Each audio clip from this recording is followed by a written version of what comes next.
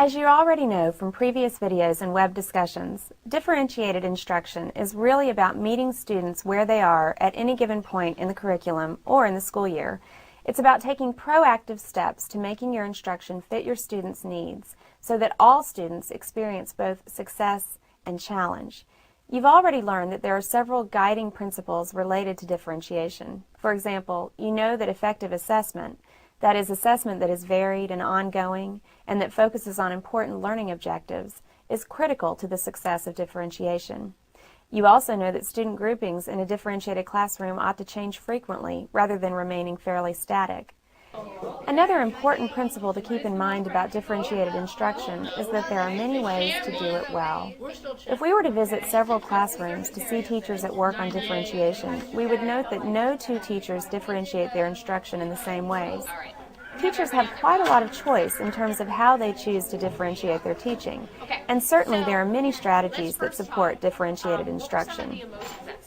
You learned about a few of these strategies in previous videos and web discussions, for instance, tiered assignments, raft assignments, and complex instruction. Probably the strategy that is most widely used to meet students' needs is tiering, as it's a highly effective and fairly simple way to respond to students' different readiness or ability levels.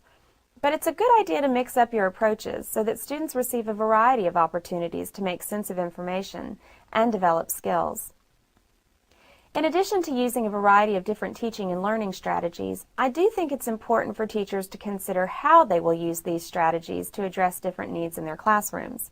For instance, how can I be assured that the different tiered assignments I'm designing really are appropriate for my students?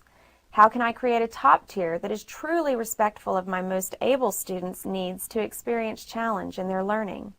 Likewise, how can I be sure that my most struggling students are receiving the support and challenge that they need? I think it helps to consider several what I call tools that can be applied to a wide variety of strategies for challenge that they. You already know about one of these tools, Gardner's Multiple Intelligences. This model is a great one for thinking about ways to respond to differences in students' learning profiles. As you'll recall, when we talk about a student's learning profile, we're really talking about how he or she learns best. So Gardner's model gives us different ways to modify assignments, projects, and even test items. It can be applied to a great variety of teaching strategies, but there are a few other models that I think are very useful in designing differentiated instruction. Certainly a great tool, and one that's been around for a while as a staple in teacher education programs, is Bloom's taxonomy. Whether you use the old or new version of the taxonomy, and to be honest, I still tend to use the older one, it's a good reminder to us that we need to constantly be focused on asking our students to think on higher levels. What we don't want to do is label our students using the taxonomy. In other words, we don't want to say to ourselves something like, well, William is a knowledge level thinker, so he needs to work on basic recall kinds of tasks, while Katra is a higher level thinker, so she should be given synthesis and evaluation kinds of activities. The reality is that there are times when all students need to be able to recall basic information or restate information in their own words, and all students are certainly capable of evaluative thinking. For example, even my most struggling learners can judge the food in the school cafeteria. The key to using Bloom's taxonomy when differentiating instruction is to focus on ensuring a healthy challenge for all learners. What this means is that we ought to move students up the taxonomy as quickly as they are ready.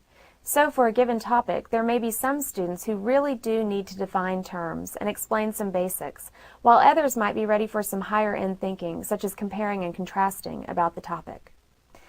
Another useful tool in differentiated classrooms, and one that is less well known than Bloom's taxonomy, is Carol Tomlinson's equalizer. The equalizer asks us to think about modifying tasks and assignments across 9 different dimensions. Much like the knobs on a stereo, we can move back and forth along each dimension or continuum. So for instance, on a given assignment, we might ask some students to think more foundationally about a text by having them respond to questions that are about that text itself. We might also have some other students respond to the text in a more transformational way, but by applying what the text teaches to something in the real world or something beyond the student's experiences.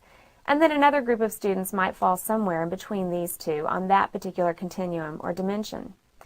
As another example, there are times when some students need to be given fuzzier problems that have more unknown elements and red herrings, or where the problem itself isn't really all that clear, while other students need to deal with more clearly defined problems that provide the information and data needed to solve the problem. By and large, you want your higher-end learners working in more transformational, abstract, complex, and open-ended ways and dealing with multifaceted, fuzzy problems that require them to make greater leaps in their thinking. Other students should certainly be working toward this as well, but will start at different points on each continuum depending on their needs. You also want your students working as independently as possible, though we can't make the assumption that a student can be successful working independently just because he or she is bright. And in terms of the last continuum, regarding pacing of instruction or practice, there are times when our brightest learners need to work more slowly to study something more in depth. However, we should aim to minimize the amount of time they spend practicing skills they've already mastered. A final tool that I think is a necessity in a differentiated classroom is concept-based teaching. And actually, this is a great tool for addressing learners' varying needs for abstraction and complexity, as highlighted on Tomlinson's equalizer. Basically, when using concept-based teaching, a teacher is asking his or her students to think on a large scale by working with big, fuzzy ideas. Concept-based teaching is important in learning because the brain really doesn't like to have to learn discrete, unrelated facts or pieces of information. It prefers patterns and deep meaning rather than surface meaning. Teaching concepts or big ideas to students is a great way to ensure that the brain is learning important information. Plus, using concepts encourages interdisciplinary teaching. You know you have a good concept when it can be addressed across grade levels and subject areas. So, for instance, we could address the concept of patterns in math, language arts, social studies, and science, and even in some more specialized subjects such as art and music.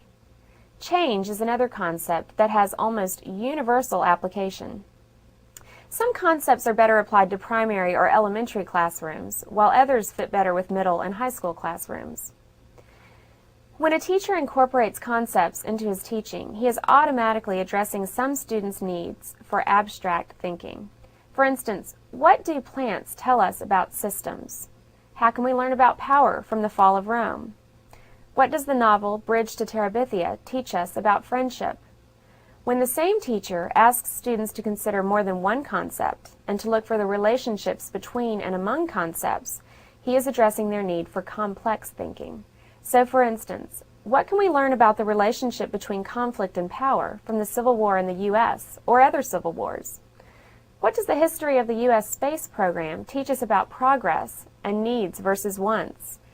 Teaching with concepts is a great way to ensure that students are being challenged to think at high levels. Some teachers like to plan entire conceptual units for all learners. For instance, a unit on trees might actually be taught by exploring the concept of cycles, or a unit on fractions may actually be focused more conceptually on parts and wholes. Other teachers like to use concepts to tier activities. For example, while some students might need to focus on more concrete information about the solar system, others might be asked to compare the solar system to a system in the human body, and then create some general statements about systems. Either approach is certainly appropriate. Here you've learned about some of the tools that teachers can use to differentiate teaching and learning strategies. There are many others, but these are a great place to start. You'll practice applying these tools during your interactive web session, but before then, please take some time to do some more learning about Bloom's taxonomy, Tomlinson's equalizer, and concept-based teaching. You can certainly use the course resource list as a starting point. When looking for information on concept-based teaching, it may help to reference the work of Hilda Taba. Keep in mind that knowing as many tools as possible will help you to better explain how you are making instructional decisions in your differentiated classroom.